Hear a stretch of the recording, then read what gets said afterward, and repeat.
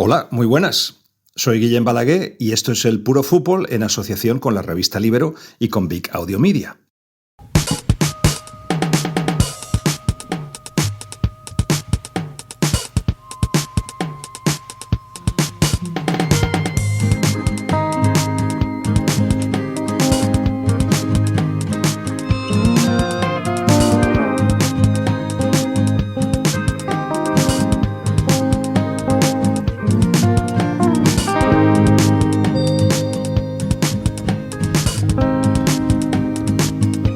¿Qué tal? ¿Cómo estáis?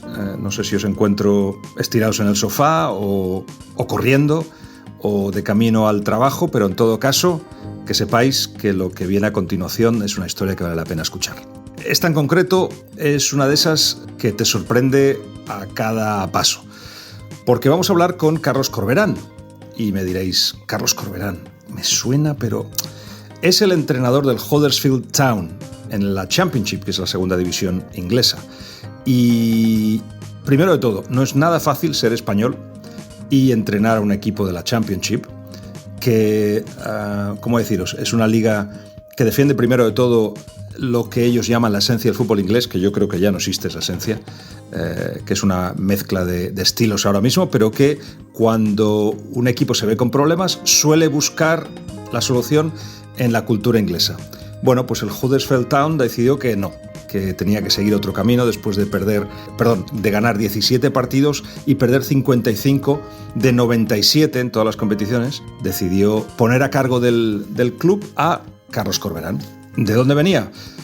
Venía del cuerpo técnico de Marcelo Bielsa en el Leeds. ¿Y cómo llegó hasta allí? Pues el Leeds le fichó. Tenía la impresión de que Carlos podía introducir una serie de valores, un nivel técnico y de entrenamiento alto, y era un poco en lo que quería trabajar Andrea Radrizzani, el presidente del Leeds, que acababa de llegar. Pues esa oportunidad con la que Carlos soñó de venir a Inglaterra surgió porque había estado en Chipre y le había ido bien con un par de equipos chipriotas de la primera división. ¿Y eso cómo salió?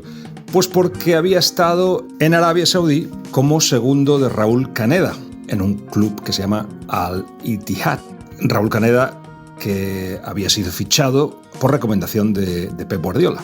Y Carlos, que es un enamorado de Pep y de Juan Malillo también, Caneda ha sido segundo de Juan Malillo, pensó que era un sitio ideal para aprender. Pero ¿de qué le viene ese amor por Pep y por Lillo?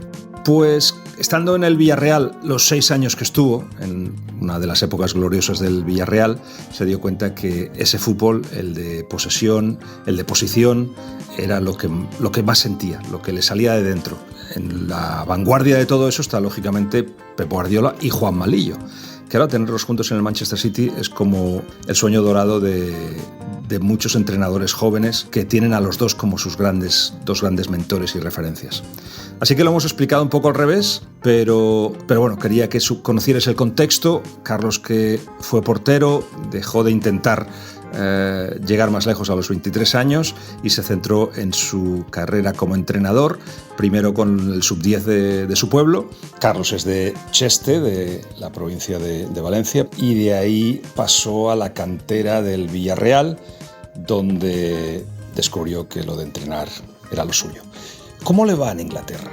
Pensé, yo creo que es buen momento para preguntarle, para charlar, para ver cómo está intentando conseguir un objetivo que el club nos había puesto, que era de ascender, pero de repente se encuentran en posiciones de playoffs, a punto de acabar la temporada y con opciones de subir. Así que, pues cuál es su estrategia ahora mismo, cómo lo ha conseguido y un poco cómo piensa y cómo trabaja Carlos. Tenía ganas de tener esta charla y aquí está.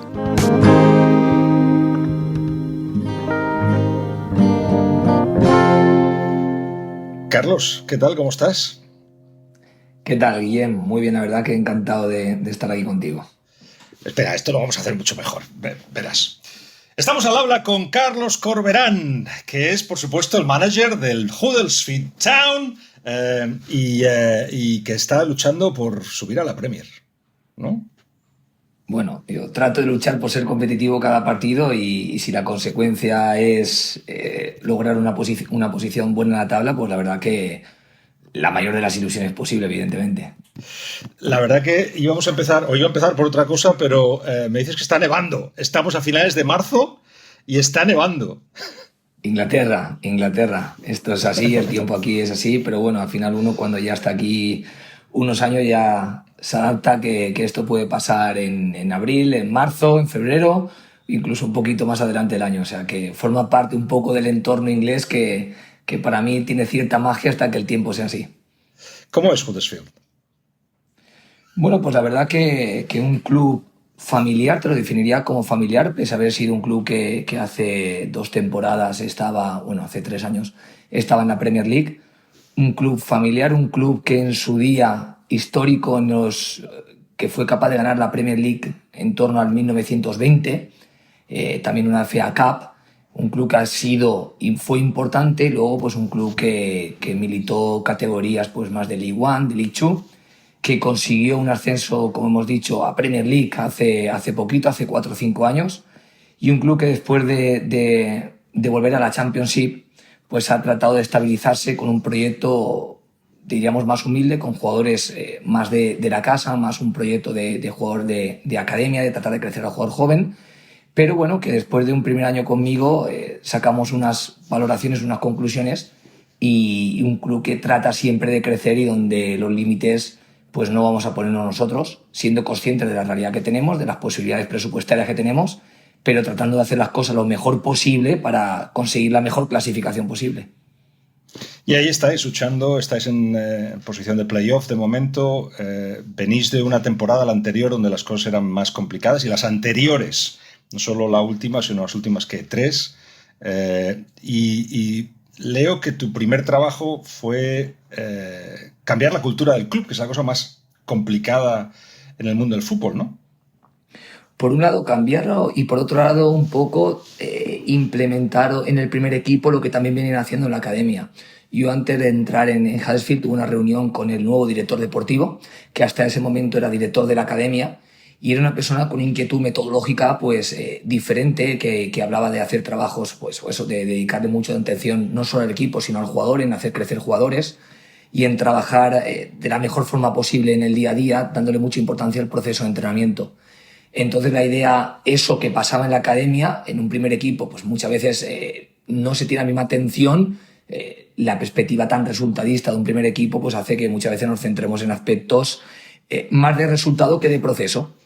Y sin perder la perspectiva del primer equipo de resultado, porque es así, es inherente al fútbol de alto rendimiento, pues tratando de que esos resultados sean consecuencia de un proceso de entrenamiento que tratamos de construir, pues bueno, dándole vueltas y tratando de hacerlo lo mejor posible.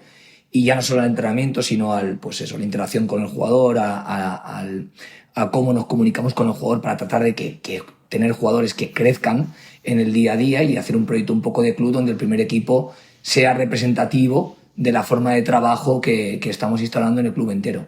Entonces un poco esa fue la idea.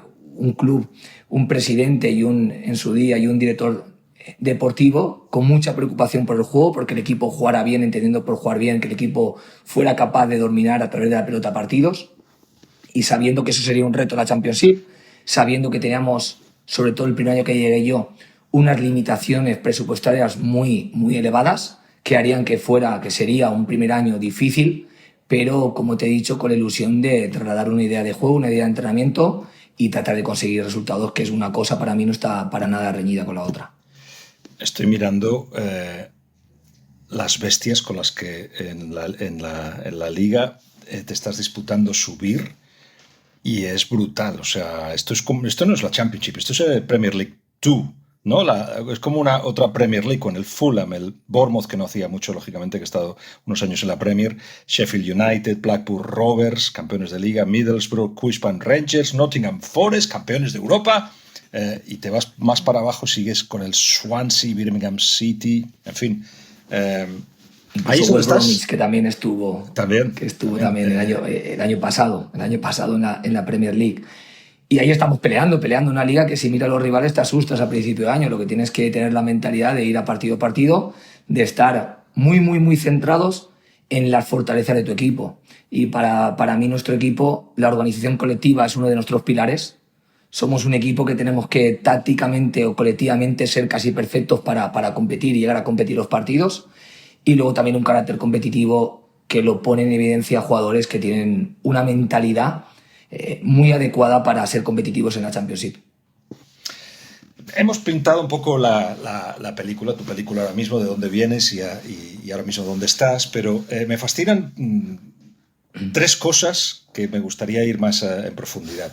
Una, lógicamente vienes preparado ya a Inglaterra, no eres, dijéramos, ni el Roberto Martínez, que hace carrera, toda su carrera prácticamente la hace en Inglaterra hasta que sale a entrenar con la selección belga, ni Rafa Benítez, que la tiene ya hecha la carrera de fuera y llega y lógicamente lo meten directamente en la élite de un Liverpool. Sino que ha seguido dando pasazos, hasta llegar donde estás. ¿Recuerdas tu primer entrenamiento en Inglaterra? El primero de todos. Sí, recuerdo el primer entrenamiento de cada sitio en los que he estado. Y en Inglaterra fue en el filial del Leeds. Yo llegué a Inglaterra al Leeds U23. En ese momento había estado anteriormente en Chipre en Primera División y tuve la posibilidad de seguir entrando en Primera División en Chipre, de unirme a un equipo de Primera División de Suecia o de unirme a un proyecto como era el Leeds United en ese momento, que con un presidente nuevo, con un director deportivo nuevo y con un director general o un asesor deportivo también nuevo, que me plantearon. Y la verdad que en el fútbol estar o vincularte a proyectos es no demasiado fácil. Por lo tanto, cuando aparecen situaciones que huelen a eso, ¿no?, y que la perspectiva es de un trabajo a mínimo a medio plazo, pues cuando uno quiere entrenar y cuando uno lo pasa realmente mal, cuando no está en activo y tienes la posibilidad de sentir que vas a poder estar en activo una serie de tiempo para expresar tus ideas y plasmarlas encima, pues para mí era ilusionante y fue aquello que me hizo dar el paso de venir a Inglaterra. A lo que iba es que en el momento que tienes el silbato y los reúnes todos alrededor tuyo, a los jugadores, a tu cuerpo técnico para tu primera charla, ya estabas preparado. No te sorprendieron muchas cosas, ¿o sí? A ver, no. Yo creo que uno, evidentemente, cuando da el paso de dirigirse a un grupo es porque siente que la necesidad de dirigirse a un grupo. Evidentemente, o al menos en mi caso fue así. Yo he estado trabajando como asistente anteriormente porque formarse es importantísimo, porque la preparación, muchas veces creemos que estamos preparados y nunca realmente estamos acabados, ¿no? Siempre estamos en proceso de preparación y ese es el reto del fútbol continuamente. Entonces, siempre vamos a estar en ese proceso, pero yo creo que la clave es cuánta necesidad tienes de esa preparación que tú sientes, llevarla a cabo y plasmarla, y cuánta no necesidad tienes y puedes estar tranquilo, pues siguiendo formándote un poco en la sombra más que en ser tú el protagonista. Yo me han contado muchas veces y pregunto muy a menudo qué pasó ese primer día, porque para mí es clave. Ese día, por ejemplo, Claudio Ranieri perdió el vestuario del Chelsea, porque al no hablar inglés se le tradujo mal lo que había dicho en italiano. En ese primer entrenamiento, no voy a decir quién porque estaba todavía entrenando a la Premier, pero alguien de un nombre importante no supo sacarle el sonido al silbato, porque no lo había hecho nunca. Es decir, o estás bien preparado o no estás bien preparado. Si no estás bien preparado, te pillan, ya sea por el idioma, ya sea por la falta de práctica. Sí, es así. Mira, la primera vez que yo estuve en el Leeds United, te digo que fue, entre comillas, relativamente fácil porque era un equipo filial, un equipo con transición de jugadores sub-18 y quizá no tiene el impacto, por ejemplo, que la primera charla o el primer entrenamiento con Huddersfield, que es la primera oportunidad donde tú estás dirigiendo un equipo de Championship. Yo recuerdo perfectamente, me voy a esa, te voy a esa y te la puedo, literalmente la charla te la podría, o al menos las pinceladas, que lo que quise transmitir fue, mi idea, yo no iba a salir al campo de entrenamiento, quería que en los primeros días fuera mi staff quien llevara las sesiones de entrenamiento, por dos motivos: porque empezamos a trabajar juntos pese a haber tenido una formación previa bastante amplia de tiempo, de conocernos y de trabajar a distancia, pero no en campo, y quería que ellos sintieran la necesidad o que supieran que iban a estar solos el primer día de entrenamiento, la primera semana de entrenamiento, y eso les hiciera prepararse evidentemente bien todas las tareas que íbamos a ir metiendo, introduciendo en la pretemporada. Y luego yo quería que el grupo sintiera o que ganara mucho respeto al staff, y creo que la forma de que un grupo le puede ganar respeto al staff es dándole tú el poder al staff y que ellos fueran conscientes, y entonces de esa forma tu intervención es más selectiva y yo creo que cuando nuestra intervención es más selectiva podemos tener más impacto en aquello que puede ser más importante. Entonces mi intención fue la primera semana estar en la sombra, viendo todo, monitorizando todo, organizando todo, pero viéndolo en la televisión desde el despacho, pero no desde una posición activa de valorar, de comentar, dar mucho feedback con los entrenadores, con el staff, pero no en directo, porque muchas veces el feedback que tú le puedes dar al staff en ese momento puede quitar el poder que yo quería generar al grupo de trabajo que quería que íbamos a empezar el proyecto en Huddersfield. Entonces, antes de salir del campo, sí quise dar una introducción para que supieran cuál iba a ser la relación cuerpo técnico con plantilla.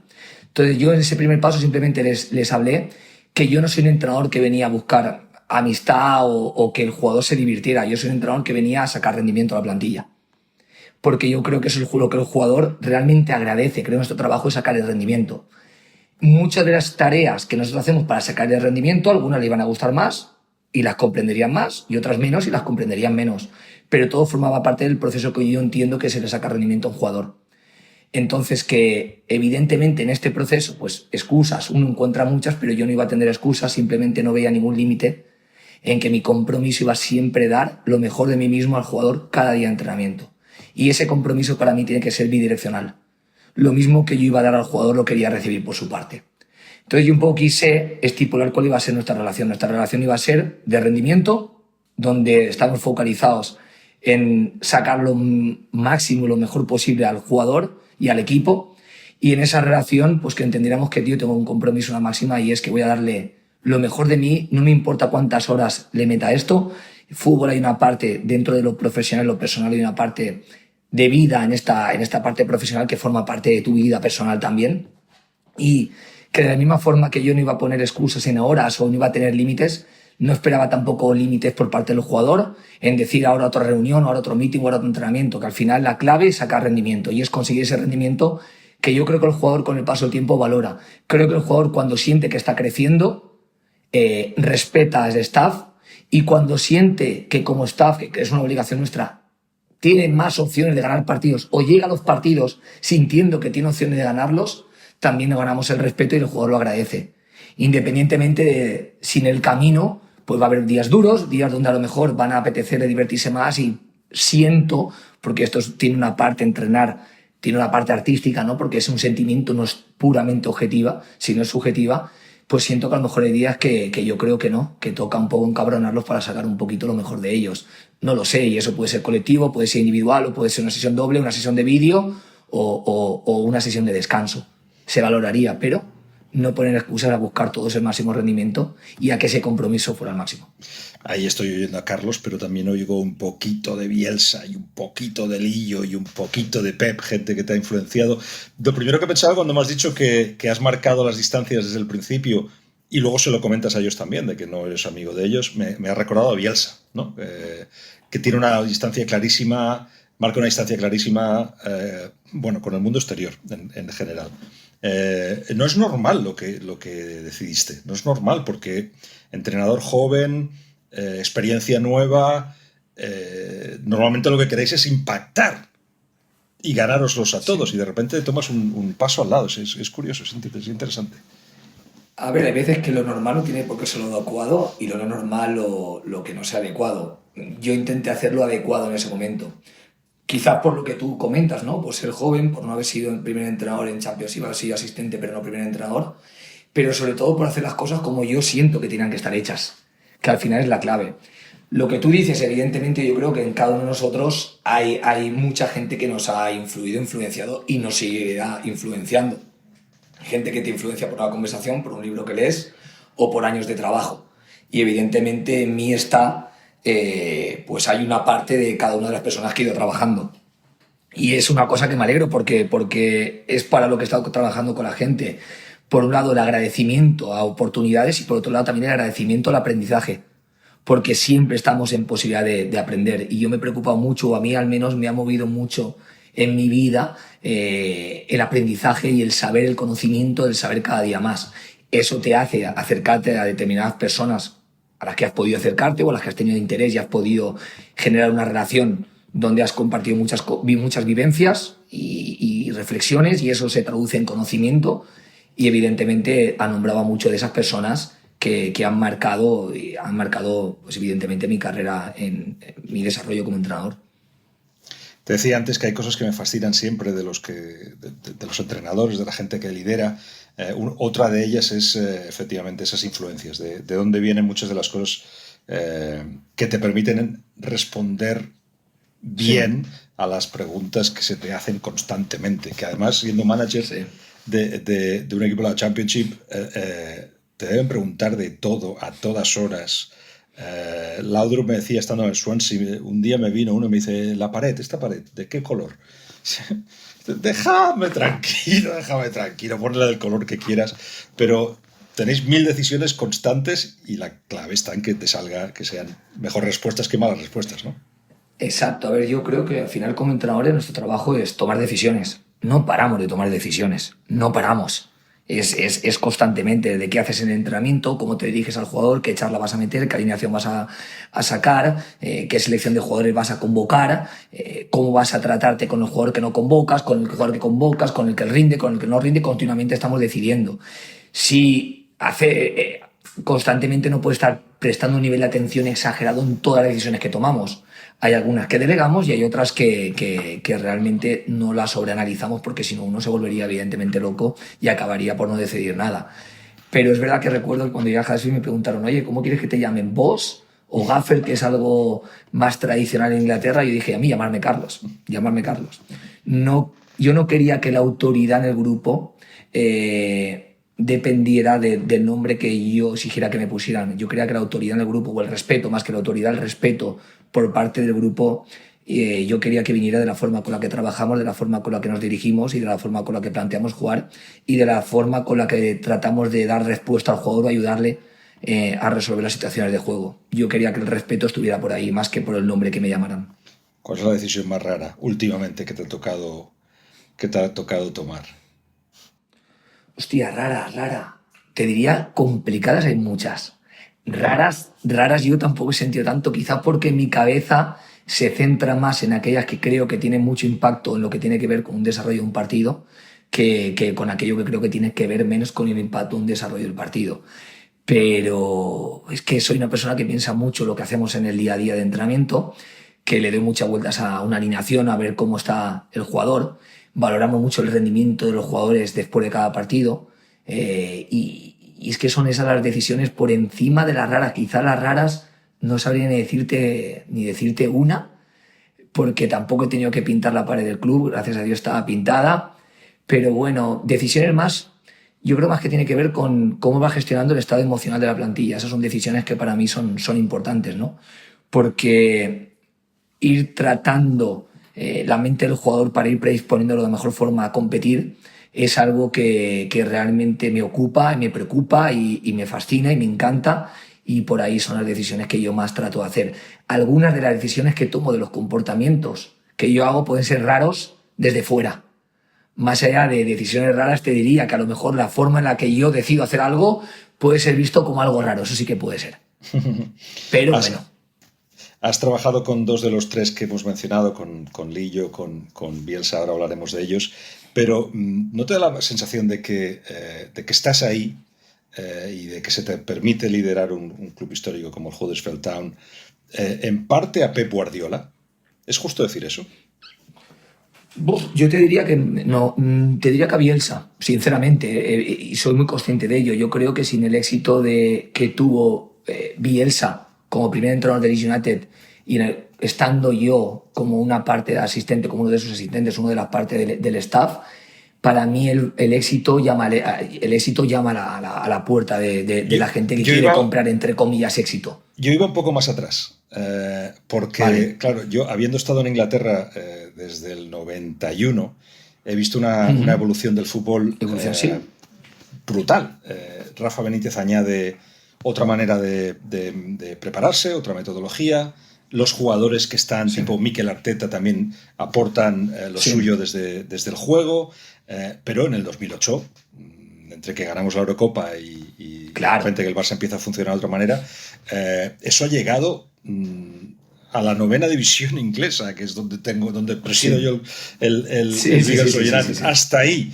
Entonces, con la audiencia preparada para eso, porque tu juego, ahora lo hablaremos, es un juego que no es habitual en la Championship, sin embargo te está yendo bien, y que tiene que ver con dominar, que es con ser protagonista, con sacar el balón desde atrás, un montón de cosas que se nos permiten en la novena o en la Championship. Pues en parte eso, a Pep Guardiola, a Pochettino también, por ejemplo, que le salió bien también cuando lo probó. En fin, que somos todos hijos Muy de acuerdo. De todo eso, ¿no? Quizás somos muy hijos como tú dices, de esa España que llegó a triunfar haciendo algo diferente. Yo ahí el primero que recuerdo que desde el punto de vista de liderazgo me llama la atención mucho es Luis Aragonés. Uh-huh. Y en esas decisiones de entrenador yo recuerdo cuando a Luis Aragonés le exigían Raúl, y él en ese momento no lo ve y hace algo distinto. Yo ahí veo una personalidad, la palabra que te voy a decir no está bien dicha, por lo tanto no te la diré, lo que tuvo él, que son... Tira, esto es un podcast, puedes tirar. Muchos cojones, el tío tuvo muchos cojones de aguantar el chaparrón que te lleva cuando tomas decisiones que no son compartidas y ahí cambió algo en nuestro país, ahí cambió algo, al menos en la selección, y pasamos de ser una selección que no consigue nada a una selección que empezó a ganar cosas, con un tiki-taka famoso, que evidentemente tiki-taka en sí mismo no significa nada, pero en ese momento empezó siendo eso. Evidentemente ese tiki-taka, para mí Pep le dio forma, Pep organizó ese tiki-taka, Pep le dio fundamentos que ya venían en su época de Cruyff, pero yo al menos los que viví, los que me impactaron fueron los de Pep. Me impactaron porque en ese momento, trabajando en el Villarreal, jugamos contra ese Barcelona y ese Barcelona te hacía sentir algo que ningún equipo te lo hacía sentir. Tú jugabas contra el Barcelona de Pep y sentías que ese partido era muy, muy complejo ganarlo y fue capaz para mí de darle mucha organización, de no darle tiquitaca, darle fundamento a ese fútbol, darle conceptos de fijar, de estirar, de sujetar, de dividir, de intencionar de fijar por dentro, progresar por fuera, de ir de un lado a encontrar el lado contrario. Se empezó a hablar de fundamento de ataque. Fundamento de ataque que yo también, previamente, pues yo también había pues trabajado en el Villarreal, que era un fútbol también de ataque, ofensivo. Yo leía Lillo y escuchaba concepto de ataque y me acercaba a eso. Entonces yo creo que yo, al menos en mi evolución como entrenador, estuve en una época en la que se junta España y Pep Guardiola cambiando el fútbol. Porque hasta Pep Guardiola los porteros jugaban en largo y a partir de Pep Guardiola aparecen las presiones altas porque los porteros empiezan a jugar en corto. Eso es interesante, Carlos, porque te pilla en el momento en que estás definiéndote como entrenador, en donde estás acercándote a lo que más te apasiona, a la manera de hacerlo también, y estás decidiendo si vas por un camino o por el otro, ¿no? Justo ahí tú ya ves que hay un cambio y que te tienes que apuntar a eso, ¿no? A ver, lo que yo acabo la carrera, soy licenciado en actividad física y deporte, y cuando decido empezar a esto profesionalmente, porque hasta ese momento yo entrenaba pues equipo de mi pueblo, equipo pequeñito, pues cuando acabo la licenciatura, pues entro en el Villarreal. Y es verdad que ahí hay un impacto, porque Villarreal era un club que en ese momento ya tenía un estilo de juego, con Pellegrini en el primer equipo, Garrido en ese momento, Juan Carlos Garrido, que luego subió al primer equipo, con el que yo subí al primer equipo, era el director de la escuela, y ahí ya se empezaba a buscar estilo de juego y una propuesta de juego que tuviera relación con el perfil de futbolista. Y eso es algo que a día de hoy lo vemos muy evidente, pero cuando hablamos de años atrás, hablamos de método de entrenamiento integrado, no era como ahora ya pasa, ya parece que ha sido ya desterrado, pero en su momento era un método más analítico, un método más basado en otros deportes, y en ese momento para mí en Villarreal el funcionamiento del entrenamiento, metodología de entrenamiento, perfil de futbolista, estilo de juego, se empiezan a unir. Entonces yo llego ahí y entonces empiezo a trabajar en ese Villarreal con Pellegrini, con ese 4-2-2-2-2, donde meten jugones por dentro, donde el equipo juega un fútbol asociativo, llamativo. Y tú tienes que trabajar para generar eso en la base también. En ese momento en el Villarreal C, que yo estaba también como asistente. Entonces yo empiezo ahí a nivel profesional. Entonces es imposible, cuando entras en una cultura, en una idiosincrasia de un club, trabajas para ese club. Y evidentemente había un sentimiento, súmale selección española, súmale el Barcelona de Guardiola. Entonces uno no tiene que tomar la decisión, uno ya viene de esa forma, uno ya empieza a construirse sintiendo ese fútbol. Uh-huh. Entonces, bueno, y entonces eso te empieza a apasionar y quieres saber más y quieres dominarlo más y te metes de lleno en tratar de conocer todo aquello que te permita, cuando uno dirige un equipo, ser capaz de transmitir el conocimiento para que juegue de una determinada forma, sabiendo que no es nuestro conocimiento lo que consigue que juguemos de una determinada forma, que hay algo que es esencial, que son los futbolistas. pero que si tú reúnes, pero hasta para seleccionar a los futbolistas tiene que haber un conocimiento de una forma de jugar, porque si no tampoco la selección de futbolistas es la adecuada. Entonces, como al final todo se relaciona con todo, pues evidentemente he crecido desde ese sentimiento, desde esa sensibilidad hacia tratar de tener el balón, aunque no siempre en todos los contextos, eso te permite acercarte al éxito, entendiendo por el éxito conseguir resultados. En esa fase de aprendizaje, admirador de Lillo como eres, te pones en contacto, supongo, con el segundo de Lillo en esa época, Raúl Caneda, que decide ficharte para ir a Arabia Saudí, ¿fue? Exacto. Nosotros acabamos en Villarreal.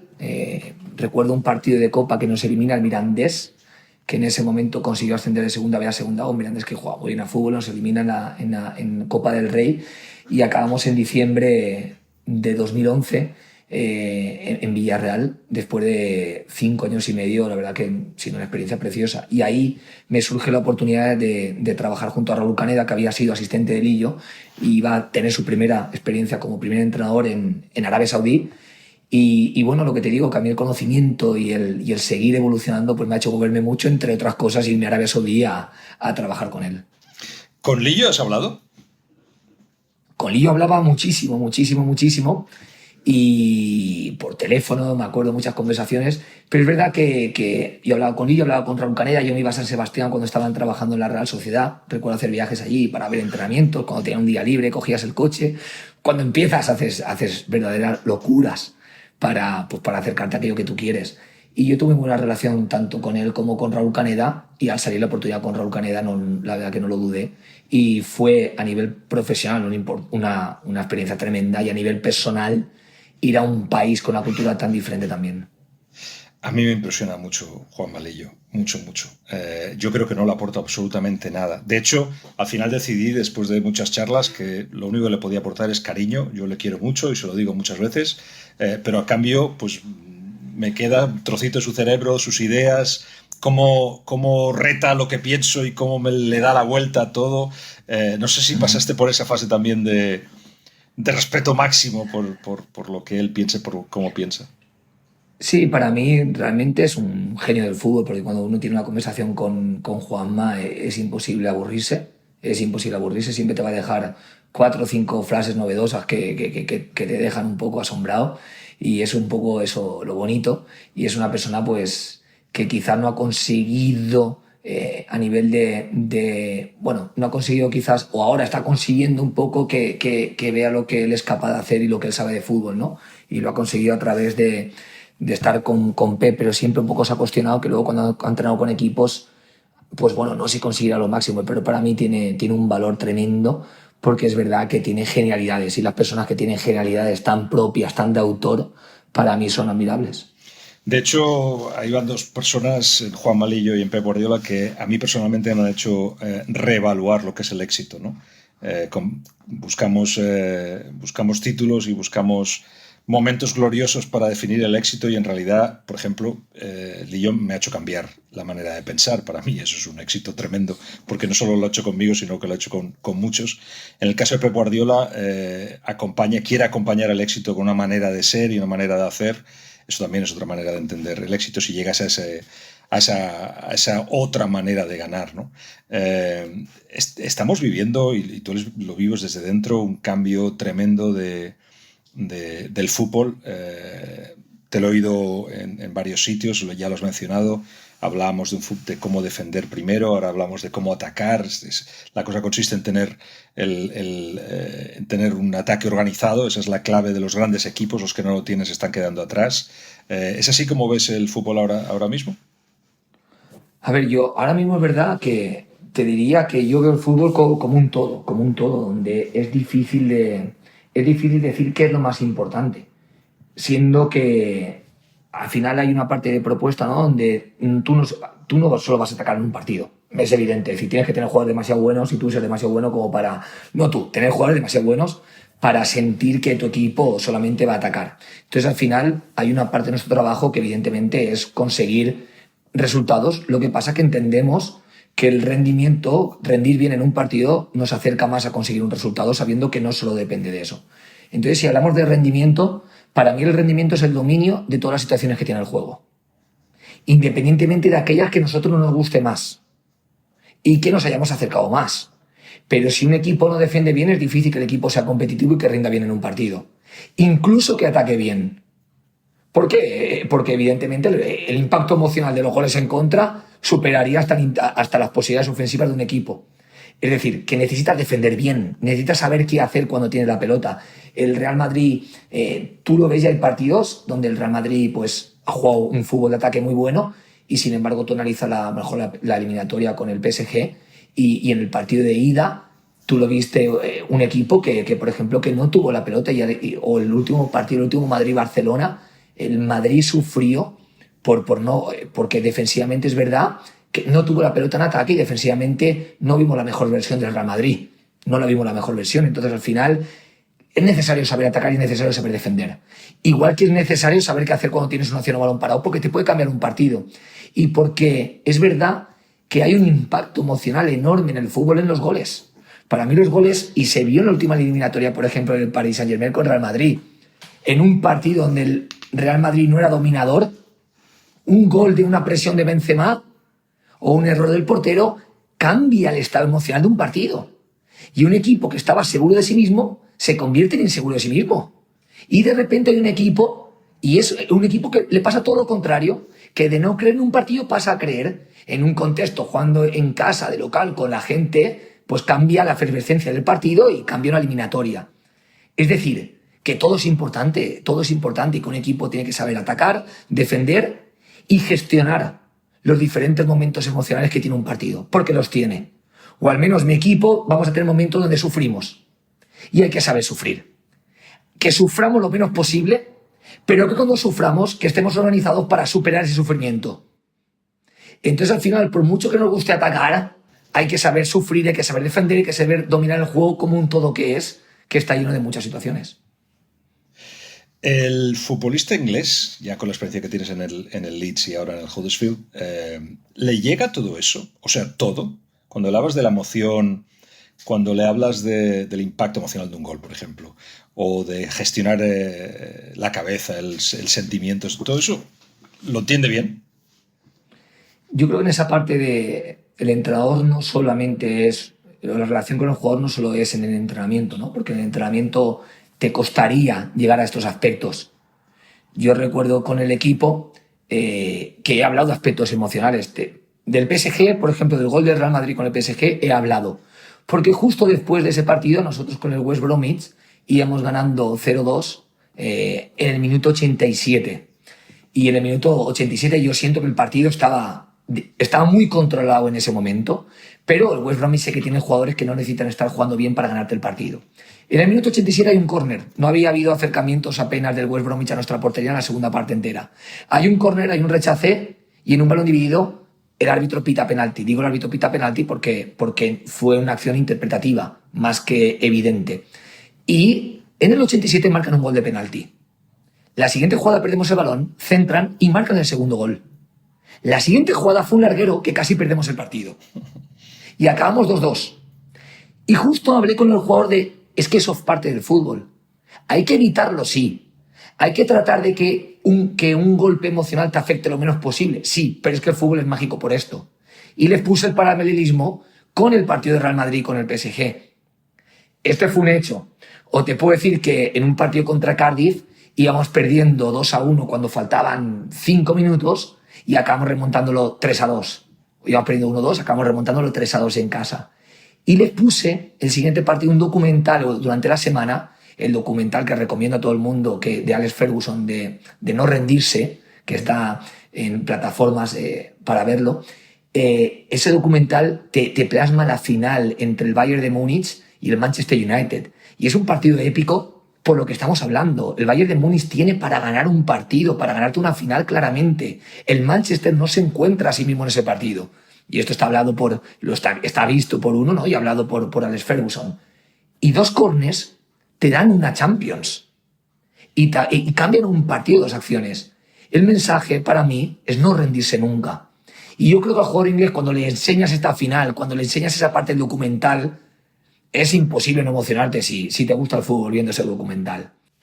que en una conversación en un entrenamiento quizás no llegamos a esta parte de gestión de emoción, pero el entrenador tiene que buscar momentos para que el equipo sienta también como sienta y un poco maneje las emociones como tú crees que es importante que se sientan y se manejen.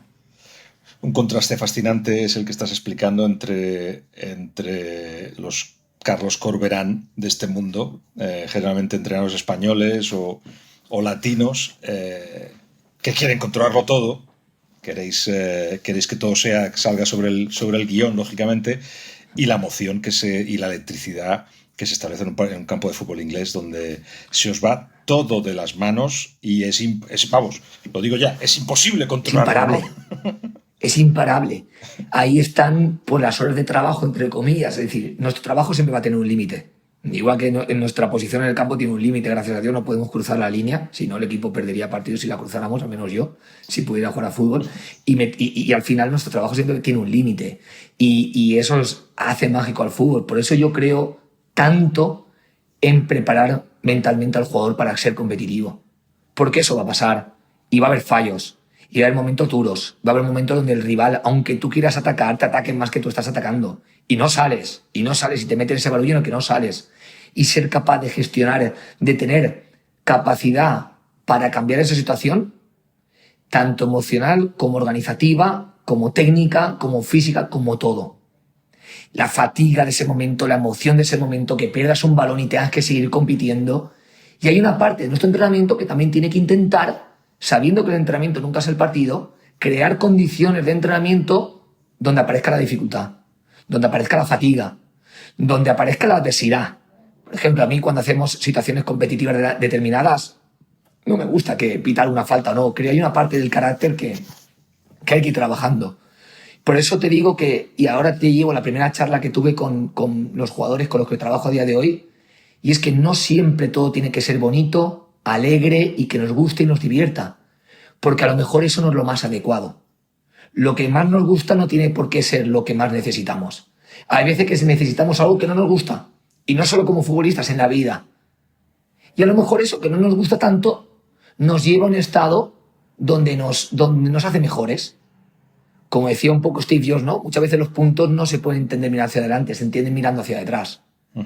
Pues para mí el proceso de entrenamiento tiene que ser una construcción de diferentes puntos para que el jugador, cuando va pasando la temporada, se vea más competitivo y sepa mirar hacia atrás y decir, hostia, ahora mismo necesito esa charla, ahora mismo está sacado esto, este momento es aquel entrenamiento que no podía y me exigió y me llevó al límite, ahora lo agradezco y ahora lo entiendo. Uh-huh. Decías que cuando llegas al Leeds, lógicamente se te plantea la posibilidad de llevar el sub-23, ¿no es así? Sí, yo el primer año mío soy entrenador sub-23 en el Leeds. Sí. Uh-huh. Y que cuando llega Bielsa, que es al año de estar tú, sí. Busca a alguien que le sirva para establecer una relación con la academia, dijéramos, ¿no? Con lo que venía por debajo.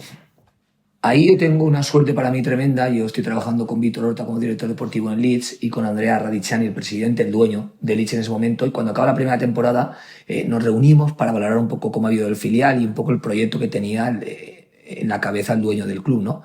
Entonces él me dijo que él quería que mi siguiente paso fuera en el primer equipo y me quería preparar y ponerme junto al mejor entrenador que consideraban que pudiera estar preparado, que fuera el siguiente de Leeds, ¿no?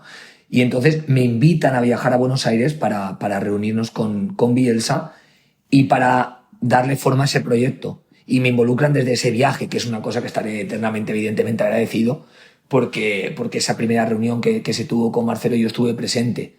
Entonces, bueno, a partir de ahí, un poco la idea del club era esa, tener a una persona en el primer equipo formándose, y yo nunca quería desentenderme del jugador del filial, porque creo que si uno está en el primer equipo, como asistente también tiene una conexión que creo que puede ser muy útil.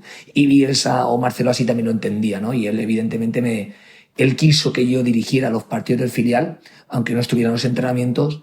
Y en Inglaterra es verdad que es un poquito diferente porque en el equipo filial pueden jugar jugadores del primer equipo. Entonces los jugadores que no iban convocados o los jugadores que estaban en el banquillo continuamente jugaban el lunes con el equipo filial que es un poco la liga reserva, ¿no? De reserva, ¿no? Con los jugadores que o no tiene minutos en el primer equipo o necesita minutos para ponerse en forma, y un poco fue así. Entonces la persona que bajaba del primer equipo para dirigir ese partido era yo. Y entonces esa experiencia me permitió durante 2 años, a la vez que seguía dirigiendo los partidos del equipo filial, estaban los partidos del primer equipo en el banquillo y en el día a día continuamente con Marcelo en el entrenamiento también y en el proceso con el integrado en el staff del primer equipo. ¿Sería justo decir que de las muchas cosas que seguramente aprendiste con Marcelo Bielsa, una de ellas es que te hace el mundo del fútbol más grande o que te hace mirar más allá del mundo del fútbol? ¿Puede ser? Para mí, Bielsa es un entrenador que lo tiene todo. Yo no encontraba decir, mira, esta persona, cualquier entrenador, uno trabaja, ¿no? Y siempre, igual que nos cuestionamos o valoramos, ¿no? Con las personas con las que interactuamos y lo vamos viendo, decir, vas viendo y valorándolo, y yo veía que Marcelo dominaba todo. El liderazgo, el entrenamiento, el proceso de entrenamiento, el estilo de juego, ataque, defensa, balón parado, todo. Entonces me centré en ese sentido en yo tratar de absorber lo máximo posible y dar aquello que él sintiera que yo le pudiera dar, que evidentemente iba a ser infinitamente menor a lo que yo podría y he recibido.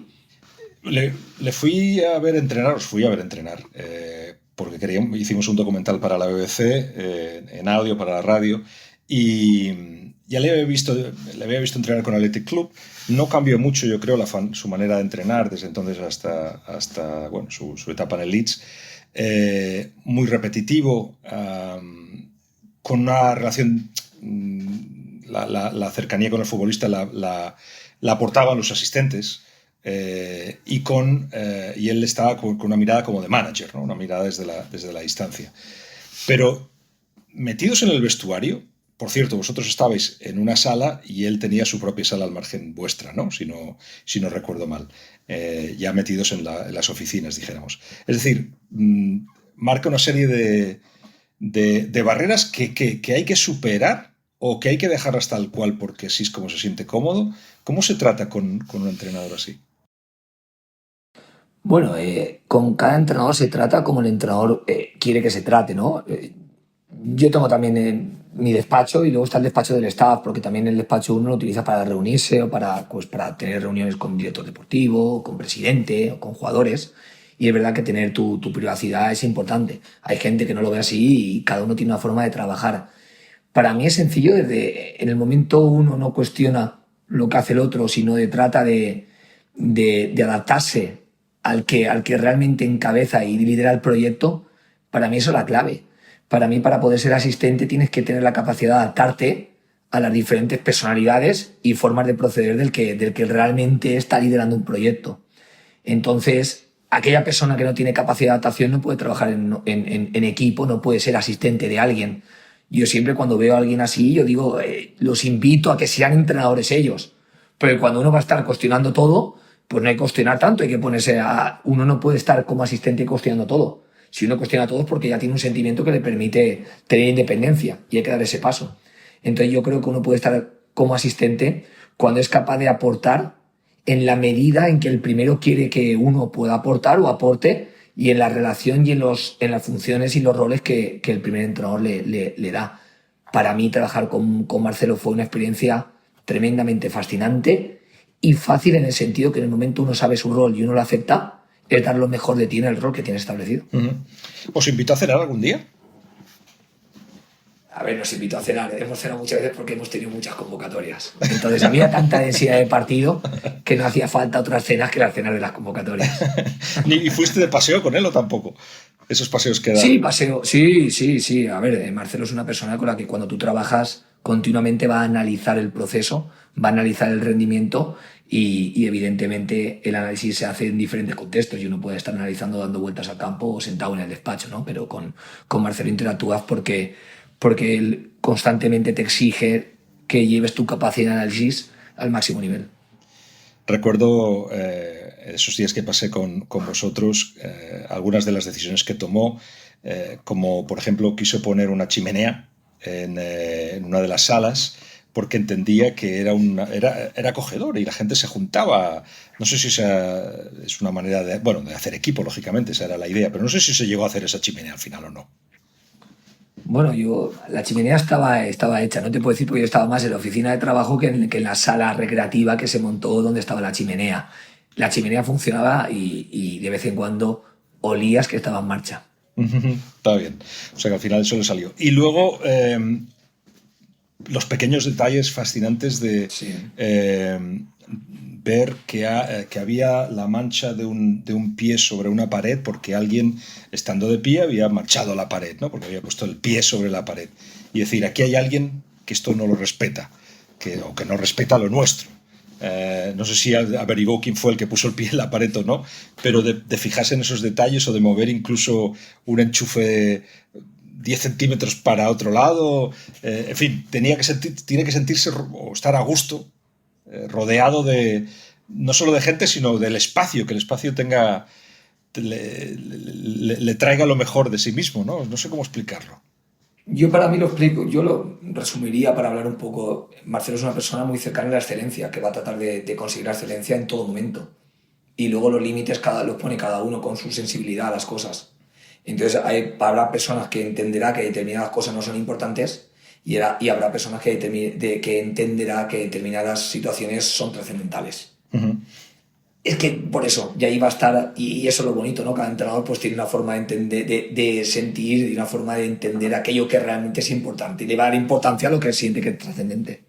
Estuve con Andoni Iraola la semana pasada y me dijo que Valverde es su gran influencia, pero que qué lujo haber tenido a Bielsa de entrenador. Y ahora él aprecia muchas cosas que le hacía hacer y que no entendía por qué como jugador. Sin embargo, ahora como entrenador, pues dice, era por esto. Yo creo que eso nos pasa, es claro. Eso te pasa como jugador, igual que te pasa que muchas veces eres asistente y dices, ¿y ahora por qué esto? Y luego cuando eres primero dices, joder, he acabado haciendo eso yo de una forma mía, propia, instintiva, acabo llegando a un punto igual, ¿no? Ahora veo una decisión determinada y siento la importancia de hacer algo que en su día criticaba. Yo ahora de repente lo veo. Y eso es síntoma de la evolución, ¿no? Del aprendizaje. Y en esta vida, para mí, el crecimiento es eso, es evolucionar. Y siempre que tengamos ese sentimiento, creo que es bueno, porque es evidenciar que uno sigue mejorando y sigue creciendo, sigue rompiendo límites, sigue cuestionándose cosas y sigue tratando de mejorar. El día en el que el entrenador de fútbol sea estanco, crea que lo tiene todo dominado, para mí siempre eso será el principio del fin. Estamos llegando ya al final. Pero métenos un poco en el vestuario del Huddersfield en cuanto a la personalidad que te encuentras. ¿Cómo es qué es lo que más te ha sorprendido del futbolista inglés? Ya los conocías, lo sé, pero en el momento que eres el que tomas decisiones... Uh-huh. Para mí, una predisposición al trabajo tremendamente buena, tremendamente buena. Pocas veces, en casi 2 años que llevo trabajando con un grupo parecido de jugadores, bueno, en Huddersfield, pocas veces he visto que el vestuario era reacio a determinadas cosas. Y es verdad que podemos llegar al límite, porque así lo he sentido en determinados momentos, de llevar al límite al jugador en el sentido de horas, de entrenamiento, de cualquier cosa que entendió que era lo correcto. Siempre he visto una predisposición máxima y nunca poner en duda, o nunca me han hecho sentir a mí poner en duda algo de lo que yo he transmitido. Siempre he visto involucración. También es verdad que evidentemente el perfil del jugador y el nivel del ego del jugador marca mucho que esto sea posible o no. Es decir, esto no es posible por Carlos Corberán, es posible, como tú bien dices, por la personalidad y la mentalidad al que tú te diriges. Entonces yo lo que me he encontrado es un jugador inglés, o el grupo que yo tengo es un grupo humano exageradamente bueno, con gente muy predispuesta al trabajo, con poco ego y con mucha disposición a hacer lo mejor posible o dar lo mejor de uno mismo para que las cosas salgan lo mejor posible. Esa es mi experiencia. Sé que eso no son todos los vestuarios. Y evidentemente el perfil de futbolista, la trayectoria del futbolista tiene mucho que ver evidentemente va a marcar mucho el ambiente en el vestuario. Va a haber grupos de trabajo. No depende tanto del país, sino más de eso, del perfil de futbolista con el que trabajamos. Y hay gente con su ego que va a hacer difíciles determinadas cosas y hay gente que por su ego va a hacer fáciles determinadas cosas. Yo recuerdo una de las charlas que te digo que tuve con el jugador, yo les invité a tener un libro que es El ego es tu enemigo. Y es un libro que me parece buenísimo, de lectura obligatoria, que cualquier persona que trabaja conmigo, siempre le he dicho de antes de empezar a trabajar a leerlo, le invito a leerlo, porque se sacan muchas conclusiones y un poco el ego creo que nos puede impulsar, o controlarlo bien nos puede impulsar y ayudar, y no dominarlo nos puede limitar muchísimo. Y como jugador es igual, porque si un jugador tiene ego alto, significa que no está abierto a la mejora como futbolista. Y en un grupo como el mío, donde tengo jugadores que vienen de la League One, o por ejemplo, tengo un jugador, Sorba Thomas, que hace un año estaba compitiendo en la 6ª división inglesa y a día de ayer fue titular con Gales, pues evidentemente el ego no tiene cabida. Tiene cabida la ambición, tiene cabida la ilusión, tiene cabida el sacrificio. Evidentemente son valores que son clave, porque si no, no tendríamos rendimiento. Nosotros nos basamos mucho, somos un grupo de trabajo con mucha humildad, que tenemos que hacer las cosas muy bien, organizativamente estar muy bien para ser competitivos. Y el ego hay veces que te lleva a no estar predispuesto a hacer aquello que el grupo necesita que se haga. Recuerdo Pochettino que me dijo que en su primer partido, de hecho acababa de llegar al Southampton, empatan con el Everton, en un partido que podían haber ganado, y le viene el capitán y le dice: lo siento, Gafa, lo siento, o sea, de verdad lo sentimos mucho y tal, nosotros no queríamos empatar, queríamos ganar. Y dice: tranquilo, no pasa nada. Pero no lo había oído nunca de un jugador que se acercara fuera a la oficina de entrenador a pedir perdón. Eso es una cosa muy inglesa. No sé si hay alguna otra de esas que te haya sorprendido. Hay mucho respeto, ¿no? Hay mucho respeto. En Inglaterra se cuidan mucho las formas. Se cuidan mucho las formas.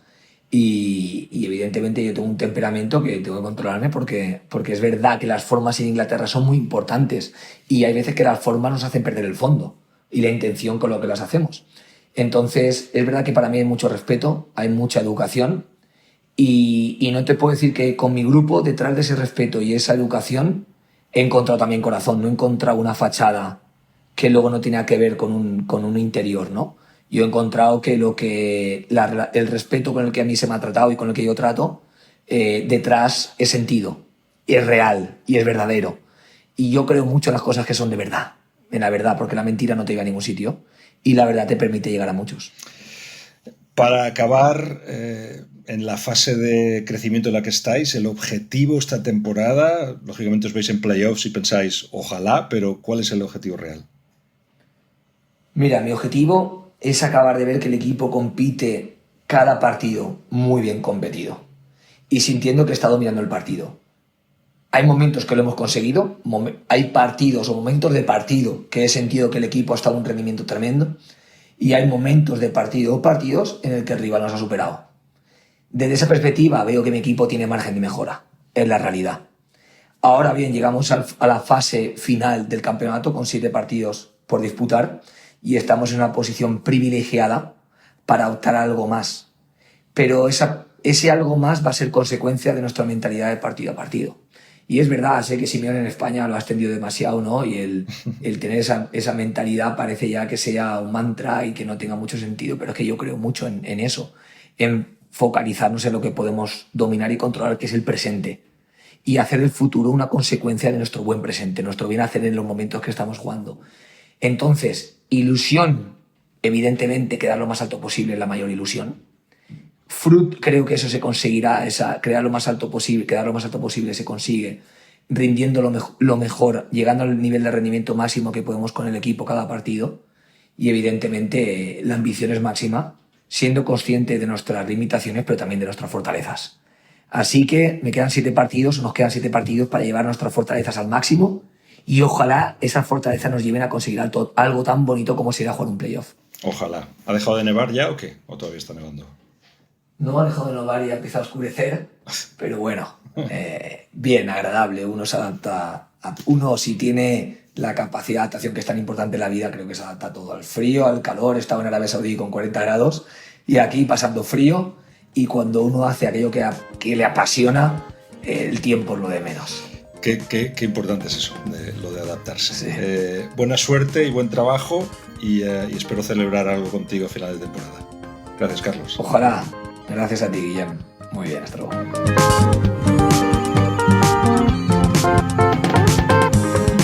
Puro Fútbol es una coproducción de Guillem Balaguer, Revista Libero y Big Audio Media. Producción ejecutiva, Guillem Balaguer y Diego Barcala. Producción técnica, Big Audio Media.